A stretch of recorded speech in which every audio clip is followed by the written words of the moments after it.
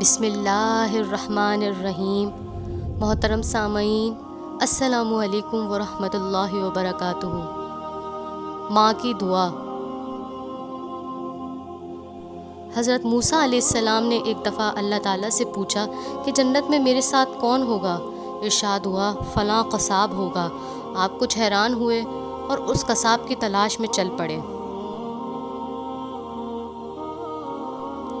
وہاں دیکھا تو ایک قصاب اپنی دکان میں گوشت بیچنے میں مصروف تھا۔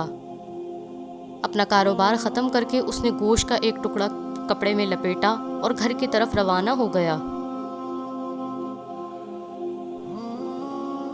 حضرت موسیٰ علیہ السلام نے اس قصائی کے گھر کے بارے میں مزید کچھ جاننے کے لیے بطور مہمان گھر چلنے کی اجازت چاہی۔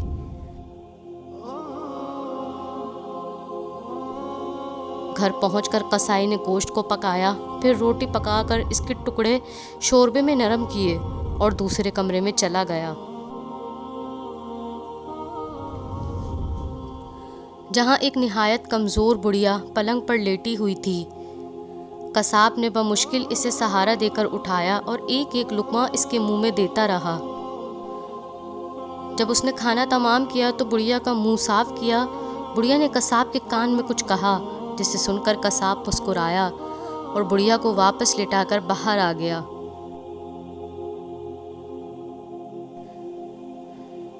حضرت موسیٰ علیہ السلام جو یہ سب کچھ دیکھ رہے تھے، آپ نے قصاب سے پوچھا یہ عورت کون ہے اور اس نے تیرے کان میں کیا کہا جس پر تو مسکرا دیا؟ قصاب بولا اے اجنبی، یہ عورت میری ماں ہے۔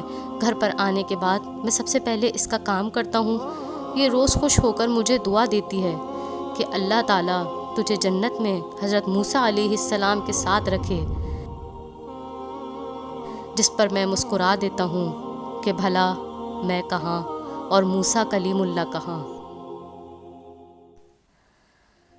تو یہ تھی ماں کی دعا، جس کے بدلے اللہ تعالیٰ نے ان کو موسیٰ علیہ السلام کا پڑوسی منتخب کیا۔ اللہ تعالیٰ ہم سب کو والدین کی خدمت کرنے کی توفیق عطا فرمائے، آمین۔